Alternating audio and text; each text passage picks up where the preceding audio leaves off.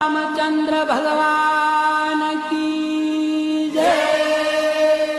कृष्ण कन्हैया लाल की जय। रामदेव जी महाराज की जय। ओम नमः पार्वती पते।